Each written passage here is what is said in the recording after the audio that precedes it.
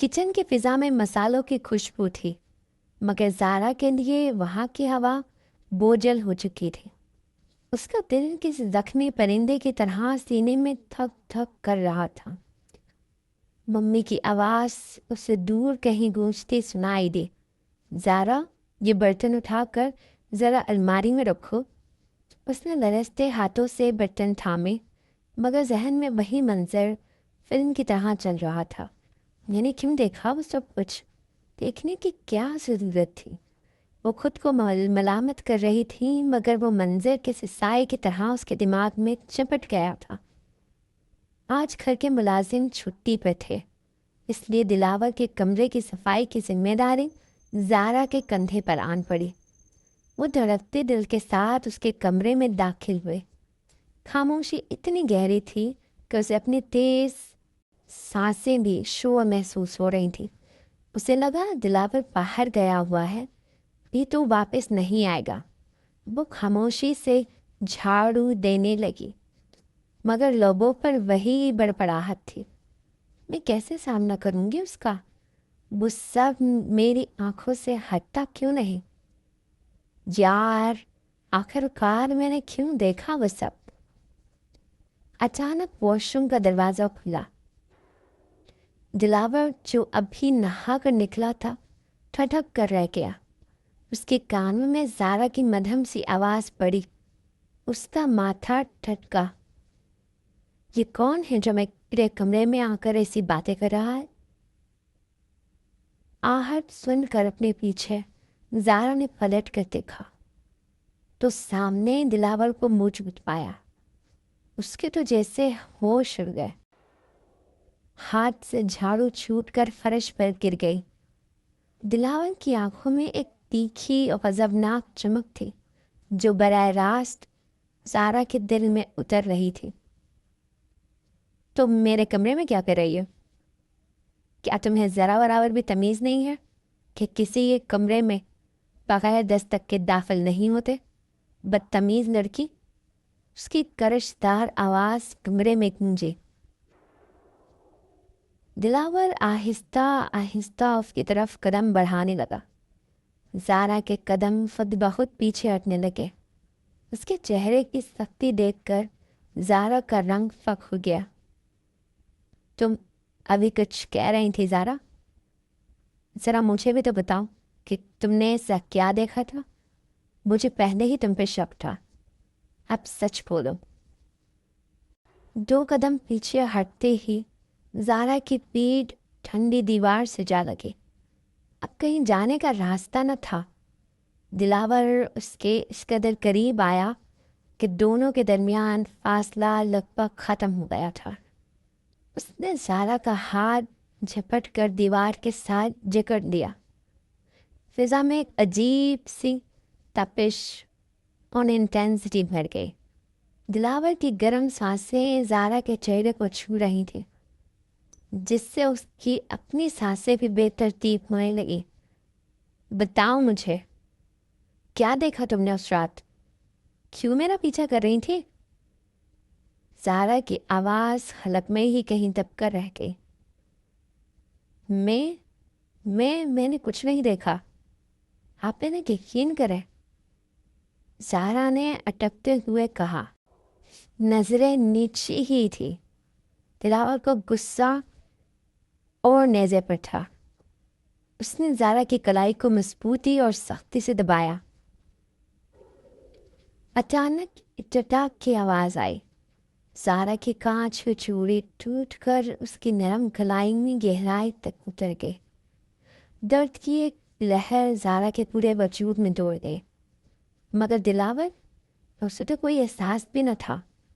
خون کے سرخ لکیریں بہہ کر دلاور کی انگلیوں پر لگنے لگی۔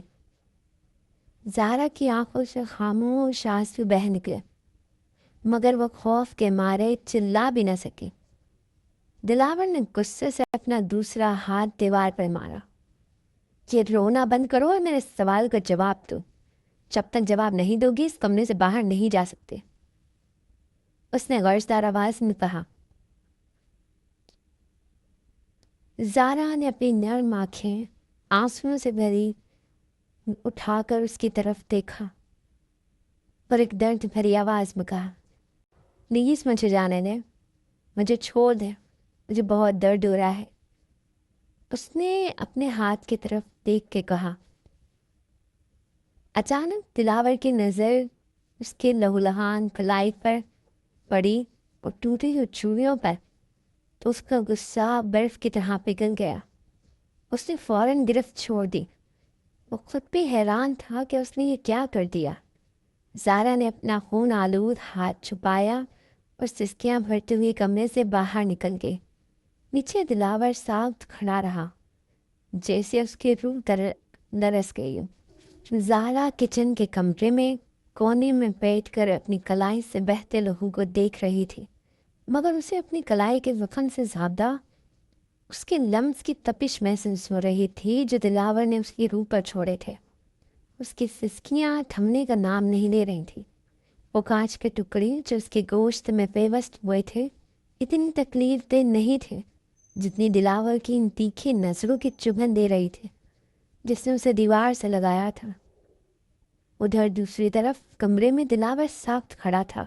اس کے ہاتھ پر ابھی بھی زارا کے خون کی سرخی موجود تھی۔ اس نے اپنی مٹھیاں بھیج لی۔ اس کی سانسیں اب بھی بوجھل تھیں۔ وہ خود سے لڑ رہا تھا۔ وہ اتنی نازک تھی۔ اس نے سوچا، یا میری گرفت اتنی وحشیانہ؟ اس کے دماغ میں بار بار وہی لمحہ گھوم رہا تھا۔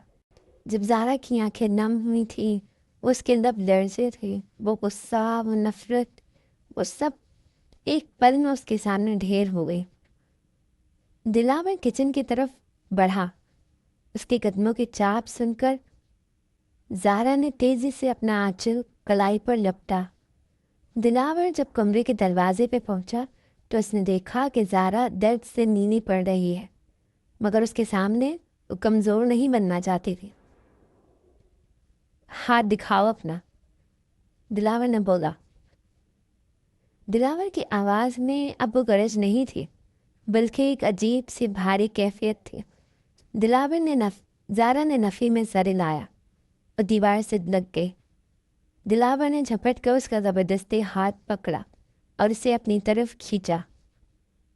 زارا کی پیٹھ اس کے مضبوط سینے سے جا ٹکرائی۔ ایک پل کے لیے جیسے وقت تھم گیا۔ زارا کو اپنے سر کے پیچھے دلاور کی تن کی دھڑکنیں سنائی دی جو غیر معمولی طور پر تیز تھی۔ دلاور نے اس کے ہاتھ سے آنچل ہٹایا۔ وہ نازک کلائی لہولہان تھے۔ ٹوٹے ہوئے کانچ کے 2 ٹکڑے ابھی بھی اندر چبھ رہے تھے۔ دلاور نے اپنی انگلیاں زارا کی کلائی کے گرد جمائیں۔ اس کا لمس اب گرم اور ریشمی تھا۔ اس نے بہت احتیاط سے، جیسے کسی قیمتی متی کو چھو رہا ہو، پہلا ٹکڑا نکالا۔ زارا کے منہ سے ایک دبی ہوئی سسکی نکلی اور اس نے بے اختیار اپنا دوسرا ہاتھ دلاور کے بازو پر رکھ دیا۔ اس کے ناخن دلاور کے بازو میں گڑ گئے، مگر دلاور کو کوئی پرواہ نہ تھی۔ بس تھوڑی دیر اور، دلاور نے کہا۔